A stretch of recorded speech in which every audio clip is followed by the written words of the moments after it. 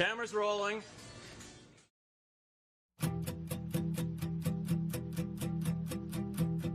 Baby, I'm too young to know any better, but I guess I'm just too old to care. I'm waiting on the morning light to clear the air. Never say it's wrong with regrets, letting go that you pay flags. All the silence that keep me coming back. I'm the one that you hated. You know, the one you didn't want to believe. The one that you hated. Take a look at it now. I'm the one that you created. The one that you hated.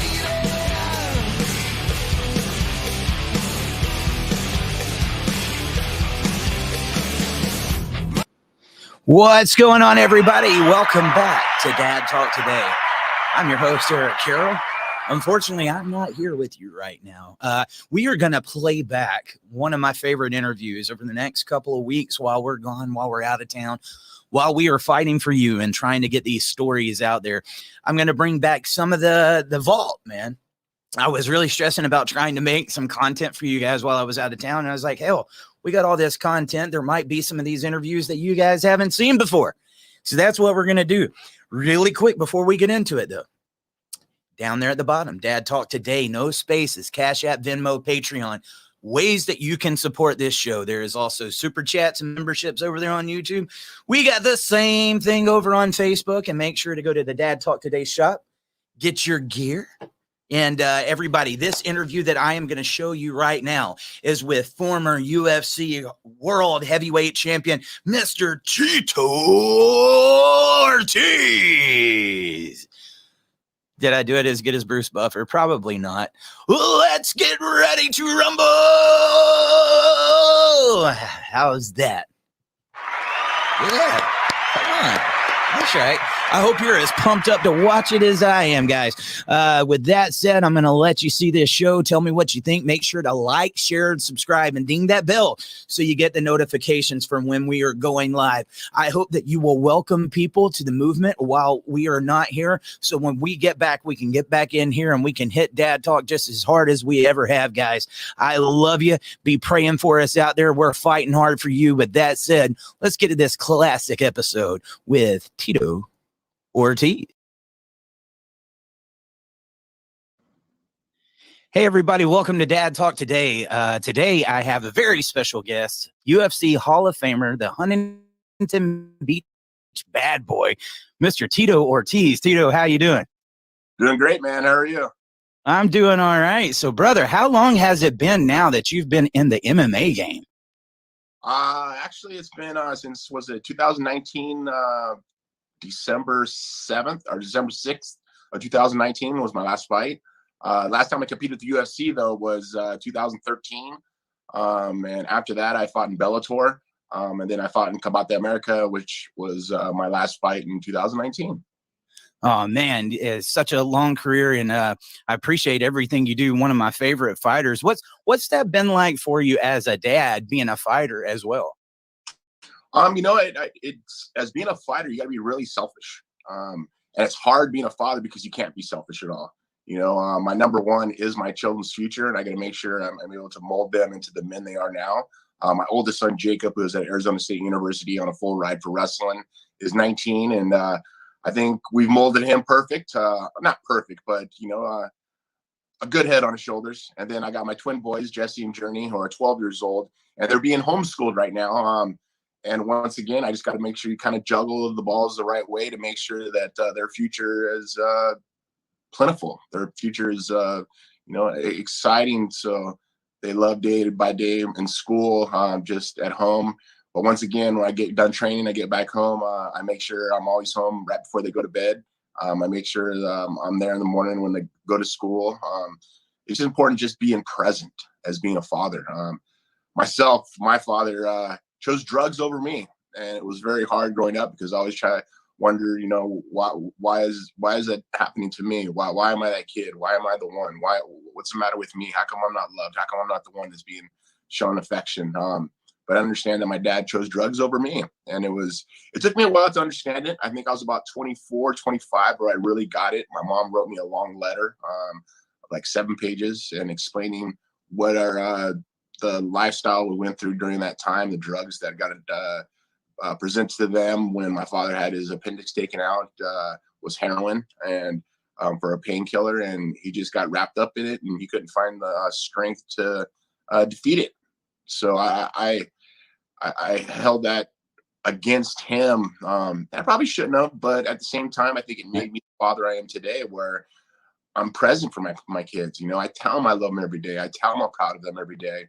And it's important to give your child positive reinforcement of these things. And I think, you know, I wouldn't be the father I am if my father wasn't as bad as he was. It's kind of crazy to say that, but I refuse to be a victim. I want to be a victor, and my legacy isn't winning world championships, not being in the Hall of Fame or making millions. That's not part of my legacy. My legacy are my children.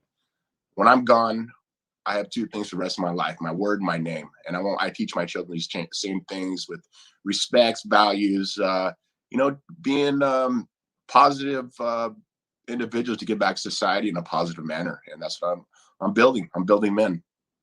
There you go, brother. What was that like for you as a child, hearing about your father using those drugs? Is it something that you fully understood? I know that's got to be kind of a difficult situation for you. Well, you know, I was a part of it. You know, I wasn't a part of it. I was hearing it. I was seeing it. And they were shooting heroin. I remember smelling burnt matches. And even to this day, I get flashbacks of just bad memories of it. It's hurtful, but I understand that I went through these processes to understand that I can use it as a victim mentality, or I can use them as a victor mentality. I've never touched heroin ever in my life. I have dabbled and tried other drugs, but I've come to realize that addictive personality is a choice. And people say it's a sickness, and in my opinion, I believe it's just a choice to show you're a weak person or you're a strong person. You can get through it, and you can battle it, and you can, every single day is one step forward to being a better person. Or you can say, you know, woe is me, and my father was a drug addict, so I should be a drug addict. You know, I went through gangs as a kid growing up, so it was just I got away from that because it just didn't settle in my heart and my soul the right way. It seemed like I was doing something wrong. It seemed like it was just a circle of events that were just continuing to reoccur over and over and over again. So I had to get out of that at a young age, at like 13, when my mother left my father. My mother gave me an opportunity to she saved my life when I was 13. She got me away from my father. She got me to move back to Huntington Beach. And my true name is Jacob. And in the Bible, Jacob wrestled against an angel. The angel beat him and saved his life. Well, as a freshman, of course, as a kid growing up, I was used to watch WWF, which is WWE now, professional wrestling. And I wanted to be a professional wrestler. And I told my mom when I was a kid, I go, Mom, one day you're going to see my name in big bright lights and say Tito Ortiz. And when I walked into the wrestling room as a freshman, I was hooked. I was addicted. That was my thing. I got the attention from all the parents. I got the attention from other students that were in school. I got attention from the teachers, just as long as I was polite. You know, if I was a hard worker, if I did everything I said I was going to do. And that's what wrestling taught me. It taught me dedication. It taught me the sacrifice and rewards that I got out of those things of sacrificing. And I started varsity my first year. I ended up winning the CIF, placing in the state. And then, you know, I think those things kind of molded me as a young adult. I didn't even say young adult, I'm a kid. I was a kid at the time for freshman, senior year. I was still a kid. Yeah. But I learned so many things in wrestling that it taught me not to replicate mistakes over and over again. If you made a mistake, learn from that mistake and move on. Don't go back to that same situation. Don't look back, look forward. And these are things that I've learned through life that have helped me. But, you know, as a kid growing up, I know it wasn't my fault. I know that it wasn't my choice. It was my father's choice. But once again, he wasn't man enough to step up and to be responsible for the child that was under his roof. And I did everything I possibly wanted to do and could do and whatever I wanted to do all the time. I mean, at the age of 9 years old, fishing on Newport Pier, staying over the night, sleep on cardboard in freezing weather, not wanting to go back home because I didn't want to see him slamming heroin and smelling matches and the gangs in the area. All the way up to I was about 12 to 13. And like I said, in 13, that's when my life changed. And my mother made one of the best decisions ever, and took me away from my father. And she got remarried, and I had a second chance at life. Wrestling gave me that opportunity. I'm very, very fortunate because of it.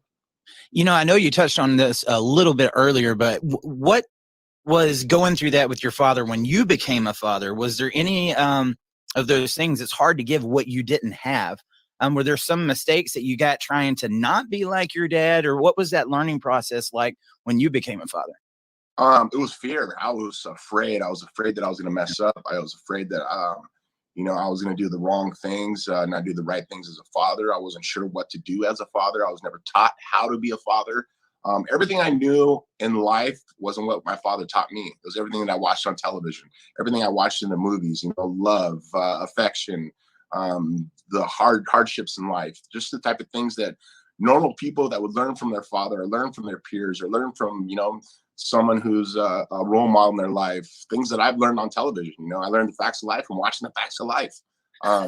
It's crazy because as a child growing up and just seeing these things over and over again, that's what made me the person I am, where I love America. I'm a patriot. I care about this country because I've traveled the world. I've seen how the world is, and I don't want to lose what's here. So that's why I fight so hard for my children. But, I look at the factor of being a kid growing up, that life is not easy. Life is not all, rainbows and flowers, and it's not. It is really hard work. This earth can attack and beat a person down mentally, physically, like no other. And as I prepare my children, I want to make sure that I'm doing the things my father didn't do. And once again, that fear in my mind and my heart of knowing, am I doing this right? And I was married with my ex-wife, Kristen. I didn't want to get married. I didn't want to have a child because I was afraid to make the mistakes my father made. But I got kind of pushed into it, and I'm very thankful that I did, because I have a beautiful son who's smart, very articulate, and a strong patriot that it makes me proud to have other coaches and other parents come to me and go, God, that kid's very respectful. You got a really good kid. You've done a really good job. It makes me feel happy. It makes me feel really happy. And with my twin boys, exactly the same thing. They're like, wow, to have 12-year-old kids sit down during dinner the whole time and not run around the table and screaming and shouting, to be very respectful and shaking hands and looking you right in the eye, and you're doing well. And once again, I looked at the things my father didn't do, and I try to fix those things by doing the right things, opening doors for women, shaking hands, looking them straight in the eye, saying yes sir, no sir, yes ma'am, no ma'am, just being respectful. And I think that's what's missing in our culture right now. It's just kids, a lot of parents, not all parents, so I hope all parents don't feel like I'm attacking them, but there's a lot of parents that put their kid to the side. And number one, it is just about work, strictly about work, nothing but work. They got a nanny, they got a housekeeper, they got a tutor to help with their kids. I understand it, that's fine. But I think time spending with your child is very important. And I'm glad my kids are being homeschooled right now, because I'm spending more time with them than I ever have. But at the same time, I'm able to be a part of their life where I don't have a nanny taking care of them. Me and my fiance, Amber, we are 100% hands-on with everything with them. So we understand what the psychological stuff they're going through, because I went through those same things as a kid of questioning everything. Why is this happening to me? Why is this? How come this is so hard? How come this is a little easier, but this is harder? How come I can't have that? How come I can't have this? Well, we teach them with hard work and dedication, you can achieve anything. Just keep that dream going. And that's what we teach them through hard work. They do their own laundry. Not wash it, but they put it away. They take out the trash. They clean up the house. We do check marks, like say they don't make their bed. If they don't finish their homework, we do checks. So each one of those checks, last year we stopped doing it. For every 5 checks, they would have to do 1 hour stairs. They'd have to run the stairs for 1 hour.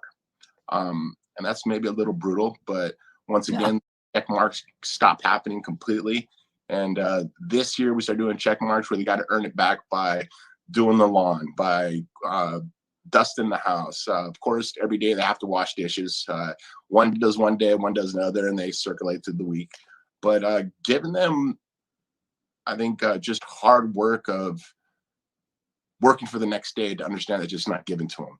And that was one thing that I was afraid as a father growing up, is giving my kid too much and giving everything he wants. Then he gets everything. He's like, well, I deserve that. That's not how life is. And that's how I think a lot of parents can understand that life is not like that. Yeah, when you're a kid growing up and your father didn't give you everything you wanted and he made you work for those things, those are the things that what hard work and dedication is about. And those are things that I had to learn, because I mean, I got a job at 11 years old working on the boats, and it was just not even for money. Just to go fish on the boat. On the way back, I would scrub the boat down as a pinhead, and up to about 15 years old, then I finally got a job as a deckhand, and that's all I did. I fished, and I loved to work because I made money. It paid for my lunch, paid for my dinner, paid for my breakfast, snacks. I was able to buy clothes, and these are the things that normal life is about, that I think lost in our generation, that are not my generation, the generation that has become of my child who's 19 years old, has been lost with hard work, or what hard work truly is about, of not being automatically dependent on your parents, or to be dependent that you expect it and you deserve it. Entitled to things. I think that should be a key word that people understand, is entitlement that's not life. That's fantasy. That's complete fantasy world. Being entitled to something is fantasy world. Everybody is created equal, and you got to work your ass off to become a successful person. And if you don't, you're going to get eaten up by this world. And that's what I tell my son. I mean, you got to work hard, boy. I mean, right now he's in Pittsburgh. He's wrestling against Pennsylvania. I mean, he understands, because he's traveling. He's seen the country, and he's never had before. And he's like, Dad, I'm glad you prepared me for this. And like with my young ones, I don't talk to them as kids. I mean, yeah, we have our father-son time during the weekends, but during the week, I talk to them like adults, like plain. I mean, I don't cuss. We don't do them like that. I mean, I try to explain to them, cussing is for stupid people. Those are the people who can understand the words to articulate what they want to say, so they put in a cuss word instead. Instead of putting in a cuss word, why don't you think of a verb or a word to describe the word you're trying to say? And they get it, and they understand it. And once again, it's just I really have learned through the trials and errors that I have through my life. I mean, I'm 46 years old. Life has gone by so fast, and I try to tell them that knowledge is power. And if you're able to have the knowledge as much as possible and understand it and not think of it as a child, things will be a little bit more easy. But let's have fun. We'll have fun on the weekends. You know, we'll go play video games. You know, we'll go to the beach. We'll go fishing on the boat. I mean, I try to make it exciting for them, but I want to make sure that I'm building and I'm molding these into men. I'm not building kids. I'm not building boys. I'm building men. And that's my goal. That's what I want to do. So when I look back when I'm 60, 70 years old and go, these kids are doing Fortune 500 companies, and I've done something right. That are respectful. They treat others like the way they want to be treated. I'm doing something right. They have values. They hold themselves with higher standards. I'm doing something right. And I think that's important, because nowadays a lot of parents give their kids everything they want, become 18, all of a sudden it's like, Mom, Dad, I need help here. I need help there. I need help. Yeah, give them a little bit of help.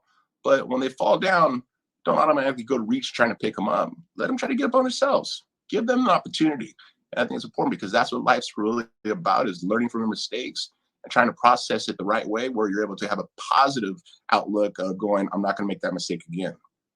Absolutely. And if you give your kids everything, they're just going to expect that through life. You're actually setting them up for failure. 100%. I can't agree with you more, man. And once again, I got to be very thankful for my fiance, Amber, that I've been with now for 8 years, and me or her on the same page. And it's teamwork. It's teamwork 100%. You know, sometimes she's the mean parent. Sometimes I'm the mean parent, you know. It's just, we don't spank our kids. Right. Don't do, because I make them work out. You know, they do stairs for an hour. I mean, as a kid, I've never had to run stairs ever for an hour straight. We did 15 minutes, and that was hell. Than that. Yeah, you know, and it's crazy, because it's barriers in the brain that they're automatically going, I can do this for an hour. I go, well, you guys only have to do half an hour today. Like, they're excited about it. Like, oh, only half an hour? Think about running stairs for half an hour, how hard that truly can be. But once again, I'm molding these boys' minds to be stronger than ever. So when they are put in hard positions or hard points, like I was when I was a kid, when I got into wrestling, I was cutting weight. I didn't understand what I was doing, but a coach pulled me aside and kind of taught me the ropes of it. And it was hard, because when I got into fighting, I had to do the same thing, and it became easier. because I was able to learn the progression of cutting the weight, doing it the right way, eating the right amount, sacrificing the right time to make the weight at the time that I need to make it. Yeah. Are we going to see the kids following in daddy's footsteps, or are you training them for that type of a career? Well, my oldest, like I said, he wrestles at Arizona State University. He's starting as a freshman.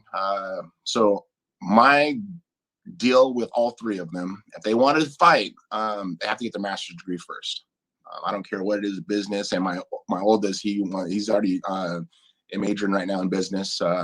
But my twins, one of them, he wants to be an attorney, and the other one, he said he wants to fight. And I said, well, you got to get your master's first. So that's my goal that I've set for them, so they understand if they want to fight, they got to get their master's first. So education, once again, in our household is very important. And the twins, they do jiu-jitsu, they wrestle, but my oldest, like I say, he wrestles at a Division I ASU. So I don't know. I want to let them do what they want to do. Fighting is hard. It's very challenging mentally and physically. And it's a grind. It's a grind on your body, a grind on your mind, but it does mold men, that's for sure. And wrestling mold men. So that's why I have them in wrestling. And the boys are in jiu-jitsu, so they can defend themselves very well. And they carry themselves with a different demeanor, I think. Just walking around with their friends, or just hanging out with people, or just even going into a room with a bunch of people, how they carry themselves. You know, they're not shy. They don't put their head down. I don't give my twins that are 12, they don't have cell phones. They don't have iPads. They haven't had iPads or cell phones since they've been 4. And the only reason why that, because their mother that I had separated when they were 4 used to give everything they wanted, buy everything they want, buy shoes, everything, buy like Louis Vuitton shoes and like just crazy, stupid money spending, giving them iPads, had nannies in the house and everything. It was something that really I didn't want, but I loved her so much. I was willing to give up everything to make sure that I kept her, but not coming to realize that I had to make the same decision my mother made with my father, because my ex, she had a drug problem, and I had to make sure that I made the right decision for the future of my children and not be selfish for the love I had for her. And once again, I go for the selfish of myself. It wasn't about me and fighting. Fight time, yes. After the fight, it's my children's time. And this decision that I made saved my children's life. And it saved my life, I think. Saved my career. It saved all my businesses. It saved everything, because over the last 8.5 years, she's been non-existent. And the boys understand that we had to go through therapy, but Amber has stepped up as a mother. I think God sent me an angel. I'm very, very thankful, because she stepped up like no mother I've ever seen, and everything I've ever wanted as a mom. You know, as a kid growing up, you always think about having the white picket fence, the beautiful house, you know, living on the water as I am, having a nice cars as I do. That was always been my American dream. And to have that, I had it. I had everything. And then I had to redo myself all over again 8.5 years ago. And I have it now. I have someone that we're a team. We inspire each other. She's a hard worker, but she has time for the children. I'm a hard worker. I have time for the children. And we collaborate together to make this family, the Ortiz family, super solid. And I think that's very important, because I have enough money where I can do whatever I want, go wherever I want, travel wherever I want, have my kids go into private school and things like that. But no, I want my kids to be a part of society, to understand what's going on around their lives, what's going on in our society. And it's important. You know, I talk politics to them. I talk about how people are being groomed. I talk about the deception that the media is showing. And I show from here, what do you see in this? What do you see in this? And they tell me, and they see right through it. And children, they are so honest that they haven't been really brainwashed to see what media is really doing to some of the kids yet, but some of the kids, yes. And it's crazy, because when was it? Last Father's Day, I was sitting in the morning, woke up in the morning, watching Nickelodeon with my children. And all of a sudden, the commercial comes on, and it said, Black Fathers Matter. My son looks at me and goes, Dad, I thought all fathers matter. I go, bingo, son. I go, see what they're trying to show? I go, all fathers do matter. Every fathers matter, no matter what, black, white, yellow, brown, it does not matter. All fathers matter. And that's what they're trying to do, is trying to separate us. And he goes, that's not right. They shouldn't be doing things like that. A 12-year-old was saying this. And it made me feel good, because I'm building children that understand society, how it's being portrayed right now. And I never Right. thought to this point of where it is at, of the division of our country. It's scary because at the end of the day, I'm an American. Yes, I have Mexican blood in me. I have Native American blood in me. I have Irish blood in me. I have French blood in me. I have Cameroon blood in me. But at the end of the day, like I said, I'm an American. I care about this country. This country is my number one. And I think people really forget about that because I see a lot of kids that are in the, I don't know, 25 and younger age. They say, you know, we hate America. Have any of those children or young adults ever traveled outside the country? You ain't kidding. Guarantee you 100% of the time they have not. And I have. I've been to China. I've been to Korea. I've been to Japan. I've been to Australia. I've been to Thailand. I've been to Mexico City, Guatemala, Peru. I mean, I've been everywhere but Russia. That's the only place I haven't been yet in this country or in this world. But I've seen how different demographics of parts of the world that how separated, and some aren't separate. Like in Japan, it's all Japanese. I mean, yes, you have a few Americans, a few African Americans, or Nigerians, or people from different parts of the world, but mostly strictly Japanese in that area. And a lot of places are like that. And I think the most diverse country in the world is America. And I think people come to America thinking of that American dream, thinking that it's possible for them, and it is. And I want to make sure you understand that I'm living proof that it is. I could have been a drug addict or in prison or dead, or where I am right now. Those are my choices in life. And I chose to be a victor. I refuse to be a victim. And I work hard as a father, and I make sure that I have my children have everything they want, but I make sure they know they have to work for it.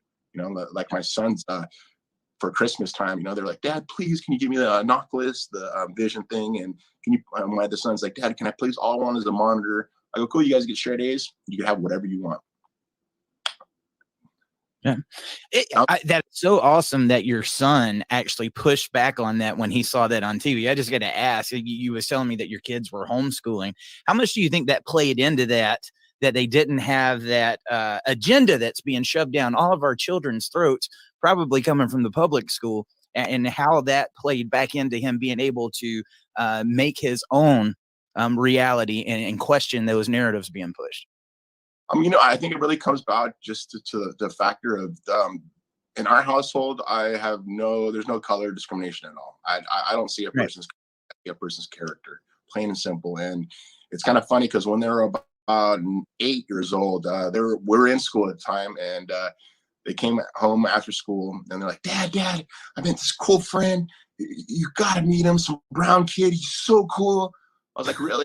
Oh, I'll meet him tomorrow. And I said, I went to go pick him up. And he's like, Dad, here he is. It's our friend Jerome. I was like, right on, cool. And I was a little African-American kid. I was like, and it made me proud just to think that they saw no skin color. And the kid was light brown, but he was African-American kid. And it was for him to call my son him a brown kid because of the color, and that was it. He didn't understand that it was African-American or black and Mexican or brown and Asians or yellow. And it's like, they never understood that at all because we don't talk like that. That's not the type of things we do. And I think a lot of parents need to be hand-on to understand and see what the curriculum that the schools are teaching to their children before just letting them go. Because I know a lot of parents, they got jobs, mothers and fathers that got jobs. So their big thing is to drop them off at school. They drop them off at school and they don't worry about them until they have to pick them up. They pick them up, they get them back home, they got to cook dinner, they got to go to bed, they got to wake up and do the same thing. And it's like a grind. It's in and out every day. They don't really see the curriculum that's being taught to the child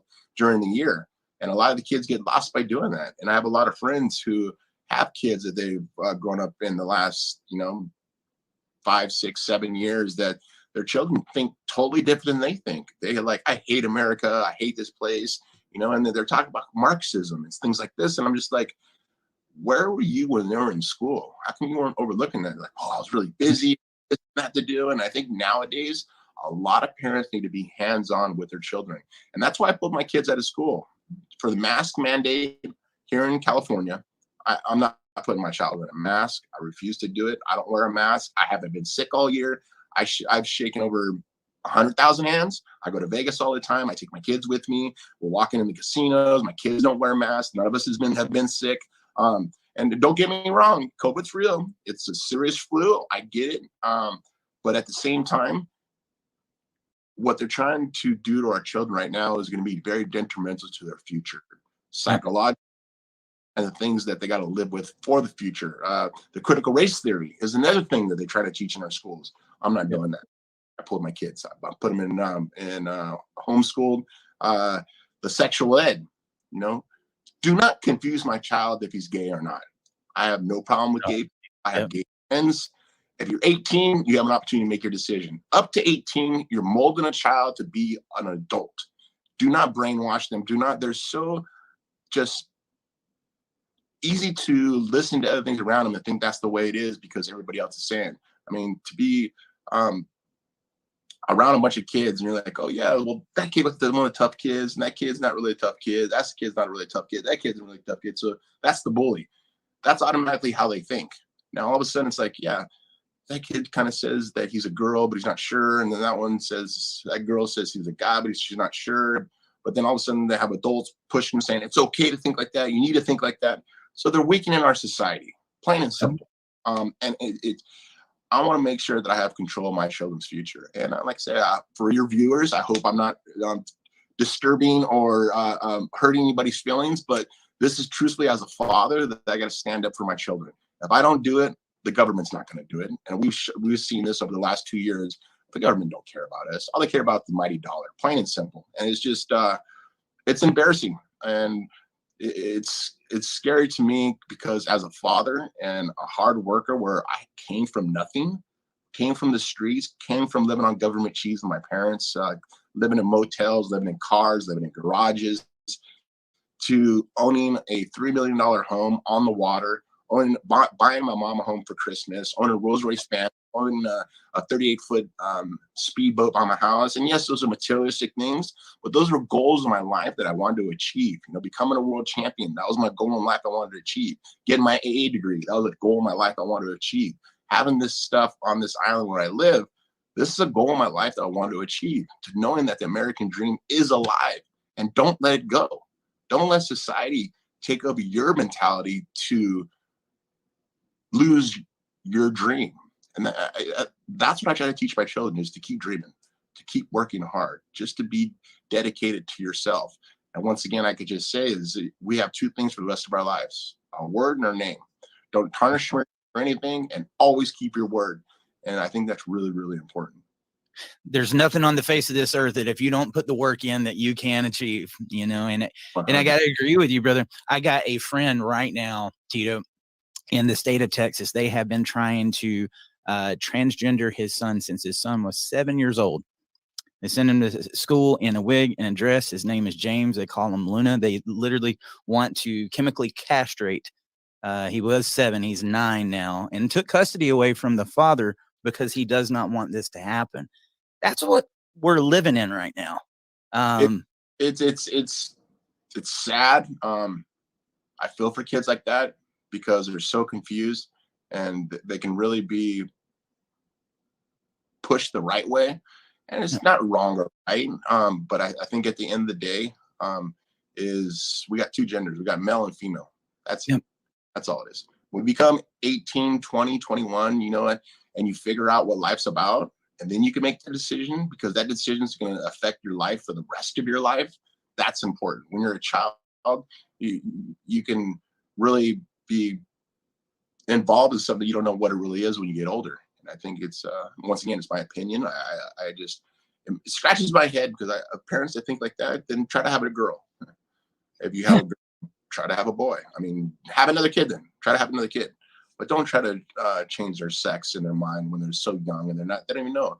They're just, they're so easy to perceive what's in front of them, and they don't realize what's going on. Yeah, man. Few quick things before I get you out of here. You was talking about how, in life we're going to make mistakes, but we've got to learn from them. We can't keep making the same mistakes. And the only way to progress in life is say, okay, I did that, but I'm going to move forward. Being that you got full custody of your kids, I've read a little bit about it, but you talk about how you really didn't want to lose that relationship, and you was wanting to hold on, but you realized the damage that it was going on. What was that like for you as a father, having to make that choice, Tito? Because I know that couldn't have been easy. It was the hardest thing in my life to love somebody so much you're willing to sacrifice everything in the world for. And I was willing to sacrifice my career for it. I was at the top of my game, and yeah, I lost a few fights, but still, I was one of the most notoriety fighters in the UFC. I was willing to give up everything for it, but I did what my mom did. And I didn't realize it until after I did it, that that's exactly what it was. My mother and my father were going through, and I went through the 7 years of watching the heroin addiction problem and the things that I seen as a kid, I probably should have never seen, but I didn't want my kids to go through the same situation. When they were born, my ex started getting addicted to Oxycontin. All of a sudden I started finding cocaine in the house, empty bottles of champagne, things that I realized that our family was going down the tubes, that we were going to lose everything. She went from having $18 million or $15 million to having $2 million in 3 years. Wow. And I told her, what are you doing? You're going to spend everything. You're not going to have anything left. She's like, don't fucking tell me what to do. I'm like, I'm telling you. And I told her, because my idea was always, what am I going to do for the future? What am I going to do when I'm 40? What am I going to do when I'm 50? Am I going to have this money when I'm that time? And I know money's not going to be there forever. I look at my net worth and it says $20 million. Well, I gave 10 of that million to the government for my taxes. The other money I was able to kind of roll into real estate, roll into things that I've wanted, roll into, investments. But I've always understood what's the next step. I had to make the same decision my mother did, and it was the hardest thing in my life because I had to put my children first. And for someone, Jenna Jameson was my ex, and she was the most beautiful, articulate, smart woman that I've ever met at the time. And I loved her like no other. She destroyed me. She destroyed me mentally, physically sometimes. The things that she would say to me was, you're just like your piece of shit dad. Just things just to dwindle what I had in my mind. There was times that I'd be up in Big Bear for training camp. She would come up on the weekends, and my coaches were building me up during the week. And then she'd come on the weekend and destroy me until Sunday. Then all of a sudden I had to redo. And it was one of my friends, Paul Lacanina, who lives in Florida, who was my strength and conditioning coach. He'd go, Tito. And this was after we already got split up. And he's like, I'm finally happy you're done with that. Because every single week that I came up to Big Bear on Monday, we'd be there until Friday. He goes, I would have to build you up every single week. Every Monday I would come in and you'd feel like you're just a battered person. And I was like, you seen that? He goes, yeah. Because you made the right decision. And I made the decision for the future of my children. I don't want to put my kids through what I went through as a child, through seeing the drugs and the screaming, the yelling, and the fighting and everything. I didn't want to put my children through that. So I was willing to sacrifice my relationship and my feelings and myself for my children. And I did that. And I was thankful I did that because I remember sitting with my attorney a year when it happened. I got a restraining order. And she goes, Tito, I know it's really, really, really, really hard right now. She goes, but a year from now, remember this, a year from now, you're going to be thanking me. You're going to be saying, thank you so much. And I got honest truth. Year to a date, I called her crying, saying, thank you so much. You have changed my life. You have made my children's future better. And it was no joke. It was no joke. She was completely right. Because I was in a toxic relationship where I was trying to fix someone that I couldn't fix. And I come to realize when I talked to my psychologist, what I was doing, I was trying to fix my mom. And I couldn't fix my mom because it wasn't my mom. It was someone who had a problem that I couldn't help because they didn't want to help themselves. And I was doing everything. I was taking her to rehab. I went sober for a full year. I didn't drink no alcohol or nothing. I was completely stone cold sober because I told her that I could do it. And she would fall off the wagon all the time. I was just like I was chasing my tail over and over and over. And I had to say enough's enough, and almost 9 years ago, in April, that she's been gone and my life's been happy. I've been very, very fortunate. Not fortunate just for myself, because myself, it matters, but my children. That's my number one, is my children. That's my legacy, is my children. And I made a decision for their future, and they understand it now. They get it. And they don't have no mother missing mentality or ideas, because Amber's been there 100% of the time. She loves them. She hugs them. She kisses them, saying how proud she is of them. But she's hard on them, just hard enough to give them that mentality to know what you got to work for, that you're not going to get pushed over because of this. And I'm fortunate, man. I'm fortunate. Like I said, God sent me an angel, and I'm very, very thankful. And I just try to progress in life and look back on that as a learning process, look back on that I don't have to be in that situation ever again. And because it did hinder my career. It did hinder a lot of my training stuff during camps. I went 5 years that I didn't win a fight. And it was during that time I was with her.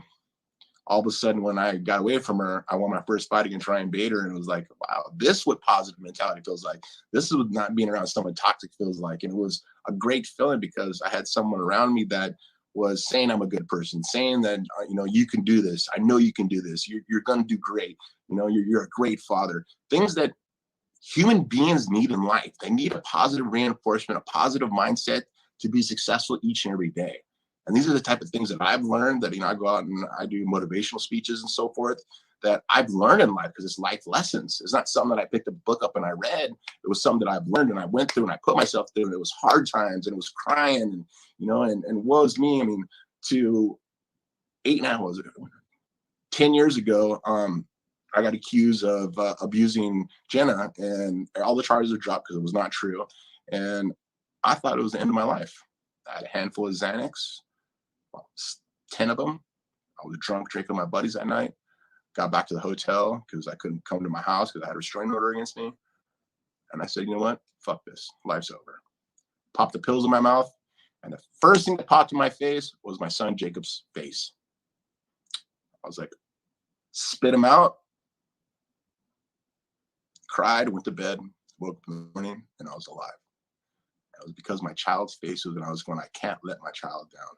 I was Jacob, and I'm thankful because was that angel that sat down and said, "Stop and realize what you're doing," because I was drunk, and I could have easily swallowed those 10 Xanax, and I would never woke up. I would have been gone. But willing to realize what's around me, and willing to realize that I can be different, I can change my surrounding, and I can only control what's around me and what's in my circle. And it's the only thing I can control that is in my circle. I can't control anything outside of society. And I kind of realized that. It took me just up to the end of this year to realize that I can only control my circle. I can only control what's around me. I can only control the people that I associate myself with and associate that are around me. That's all I can control. I can't control what's happening in the Congress. I can't control what's happening in the state. I tried to run for city council. I ran for city council here in Huntington Beach. I got the most votes in Huntington Beach history. I was mayor pro tem, but I wasn't a part of the agenda. I wasn't a Democrat, as they say. I was stirring the pot that they didn't want to be stirred. I was pulling the curtain behind the wizard. They didn't want that to happen. So they attacked me. They attacked my character. They attacked me. They attacked me personally. They went after my kids. They were destroying my future. And one of my buddies told me, he said, Tito, they will spend millions and millions and millions of dollars to destroy you because you're not a part of the agenda. And that's when I had to step away. I said, you know what? I'm resigning. Thank you for all my voters who donated, everybody who had believed in me. I'm very thankful. The first time in my life that I quit doing something, but my children are my number one. This is my future. My children are my number one. If I lose everything, I have nothing for them. Now, if I get away from this, now I can rebuild my businesses. People see how honest I am. And that's one of the things. I can't be a politician if I'm so damn honest. I got to be honest with myself. I got to look in the mirror at night and I got to brush my teeth and I got to tell myself, have you done something good today? Yes. Have you done the honest thing today? Yes. Do you break laws? No. I've been doing this now for 25 years, 30 years. I'm 46 up to about, 15, 16 years old. I cause trouble all the time. I'd still shit. I wanted to be what my friends were, and I didn't have that because my parents were there for me.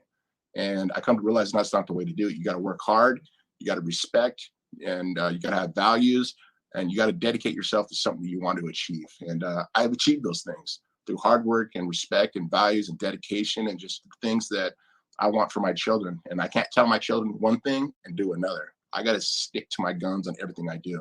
And when I stepped down from city council, it was a blessing in disguise. And come to realize that I'm not a part of the agenda, man. And it's scary. Dude, that was powerful. Yeah, I could do a whole episode with you. Maybe we can talk again later on about the politics. I understand not being a part of that swamp and not fitting in where they are. Our politics are full of it. It really is full of it, man. But I got to ask you a fanboy question really quick. I know we got to wrap up here in a second. Who was your toughest opponent out of your whole career? Toughest opponent? God, I'd say Chuck Liddell. Chuck Liddell was my toughest opponent. It was okay. I'll take that back. Toughest opponent because I didn't want to fight him, because I thought he was my friend. I thought he was my buddy. And when you have a relationship with somebody, it's hard to hurt them. And it's hard to have that anger and that emotion to beat a person that you actually care about.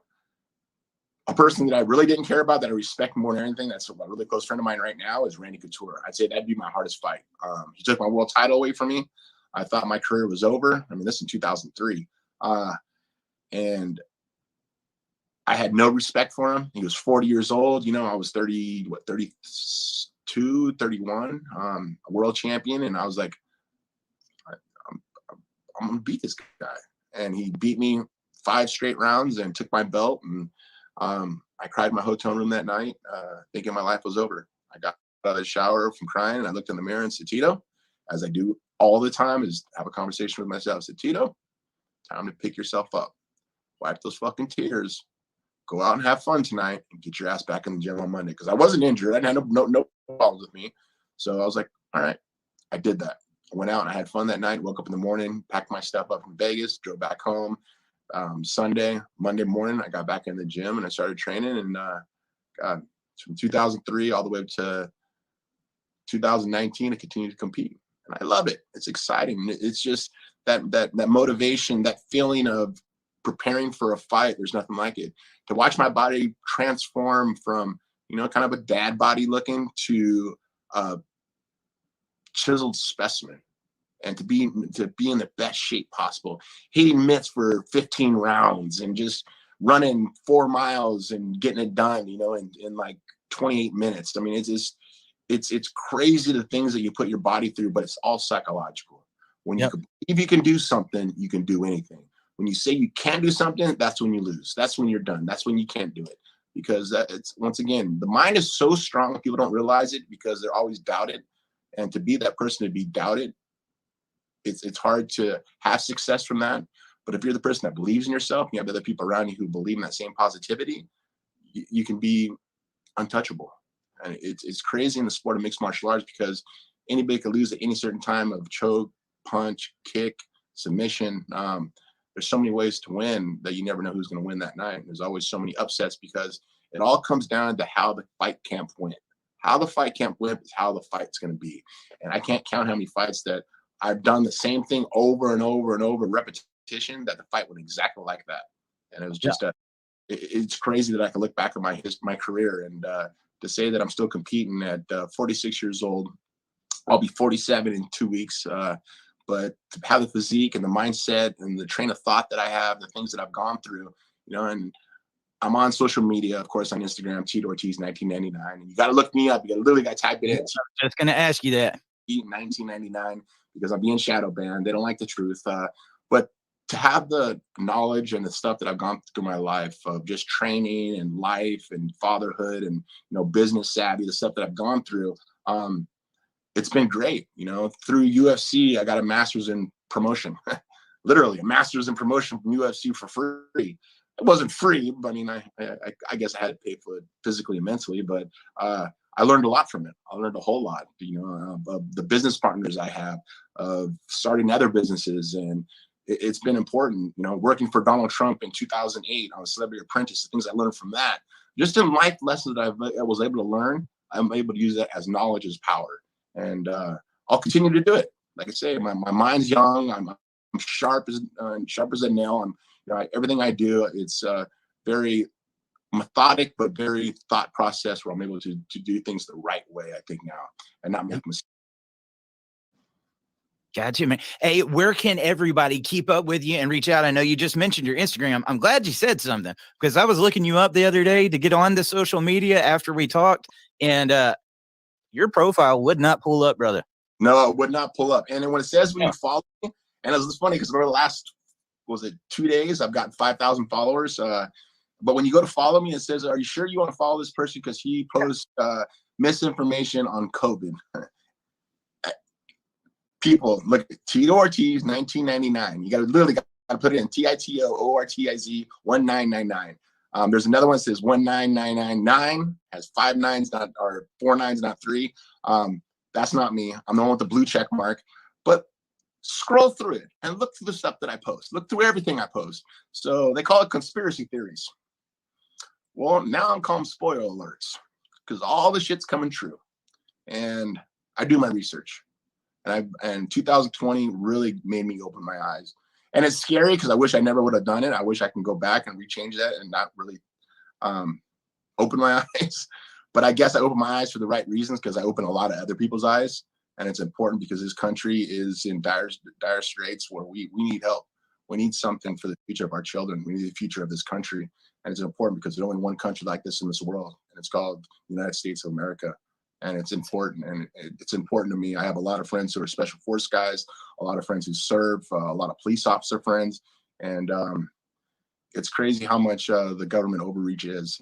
It's scary. And I say, all of us Americans need to stand up. We need to stand up for our rights. We need to stand up for our freedoms. You know, I remember 2020, they said, oh, it's only 15 days. Oh, it's only a mask. Oh, it's only a vaccine. Oh, now it's only a vaccine mandate. Oh, now it's only a vaccine card. You got to show proof of papers. People, if they don't understand anything of history, please look up history. Please look what they did in Germany. Look at the things that happened. And because there's so much that is just rolls into exactly what's going on right now, and it's scary.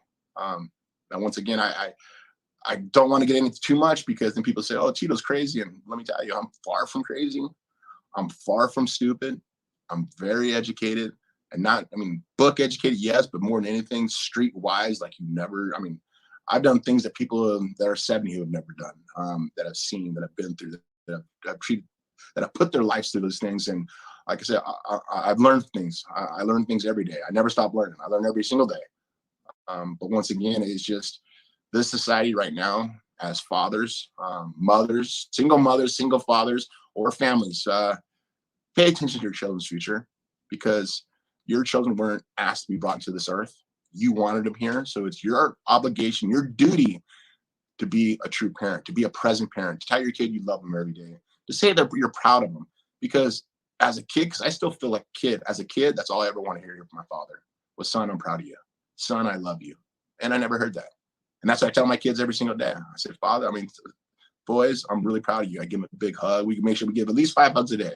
At least. Every single day, you got to give them the 5 hugs a day. And tell them you love them. Because as human nature, we want affection. And affection is important. We want positive support. You know, if they make a mistake, say, damn it, you're doing that damn wrong. No, tell them, how can we make this better? What can we do to make this better the next time? Instead of just telling your kid, no, because I said so. Don't do that. That's wrong. Tell them no and tell them the reasons why you should do it or the reasons they should not do it. And make them understand the fact between right and wrong. I mean, that's important. If you just tell them no because I said so, that's not giving them an answer. These kids are seeing things for the first time in their lives. They've never seen it before. You may have seen all these things before, and that's why I always got to check myself. I'm like, oh, my son never seen it before, so I got to explain it to him.